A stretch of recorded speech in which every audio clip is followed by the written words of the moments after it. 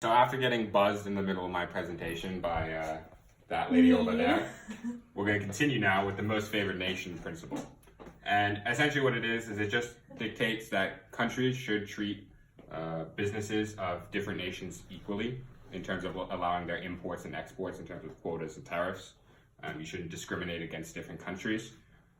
But what's important is there's three exceptions. Free trade zones are extremely encouraged. The reason for this is because it's understandable that, for example, the Netherlands and Germany can reach almost uniform economies or integrated economies simply because they're right next to each other geographically. While I would say Germans and Dutch people do not want to be called similar, they kind of are similar, at least when you compare themselves to people, say, like in South America. There's just a lot of similarities that make it very feasible for them to have a free trade zone. And that's ultimately what led to the EU, NAFTA, Mercosur, and all those. Developing countries are excluded.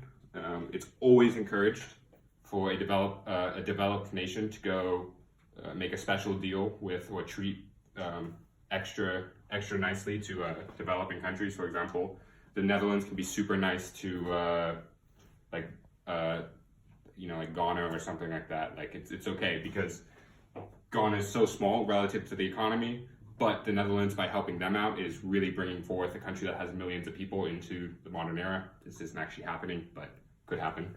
And also, these third developing nations, these poor nations, don't have to reciprocate the deal. So lots of times, a first world country probably won't go into the deal unless the developing nation does so back. But it's okay if it's uneven in terms of how each other treat each other, because again, it's really, the World Trade Organization is really oriented around helping these developing nations through liberalizing trade.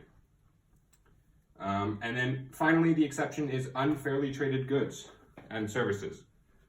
And basically what this means is, like, for example, in the US, airlines are really pissed off with China because Chinese airlines are subsidized by the government, which makes it really hard to compete with them. Same with Emirates and Etihad Airlines. They're subsidized by the governments. It pisses off US airlines.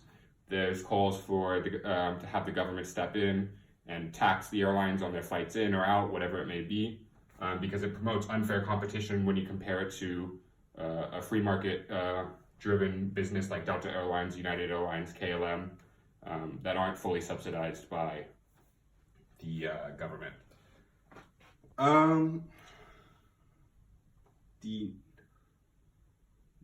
What's this one again? National trade principles? National treatment principle? Okay, whatever it is. Basically, it means when you enter a country, like once a good is in a country or a business is in a country, you can't discriminate against the businesses of different nationalities.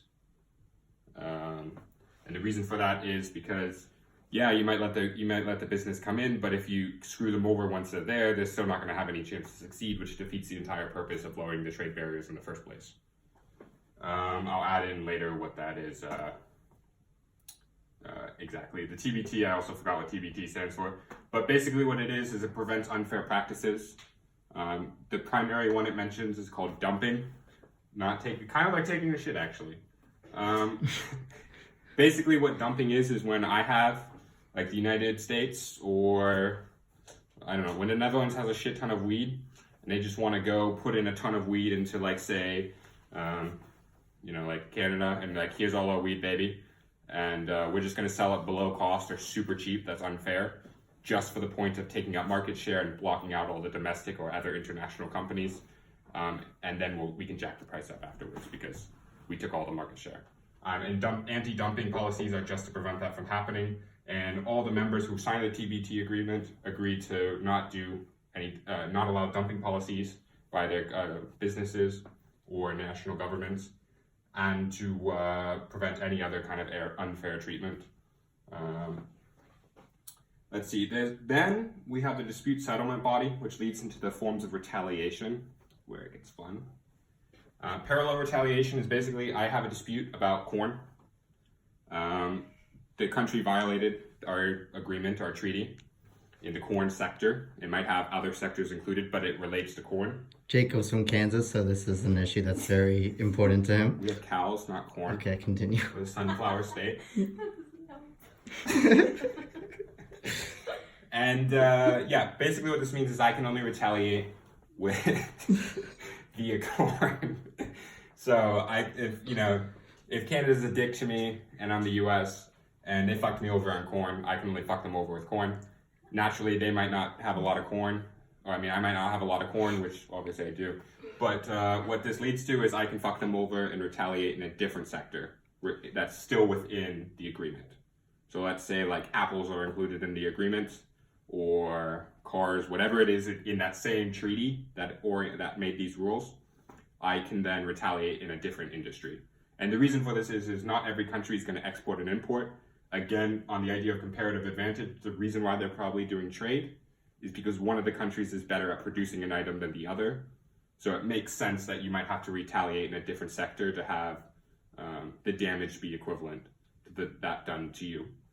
But if that doesn't work, if it's a very specific agreement or you really just don't have any way to retaliate within the agreement, you can then go to what's called cross-agreement retaliation, which means that I can go to a completely different treaty or something that's not related to our treaties that might just be covered under the general rules of the World Trade Organization, and I can retaliate with whatever the dispute settlement body determines I can retaliate with. And what's important about the dispute settlement body is I don't really know if you need to know all the details, but they really don't try to punish countries. The retaliation is always meant to be equal. They want to make it as fair as possible, with the idea that both nations realize we both lose the same amount if we continue this, so let's just fix the issue. Is kind of the goal and go back to whatever our treaty was. And yeah, that's the World Trade Organization. So that's actually chapter 5. There you go.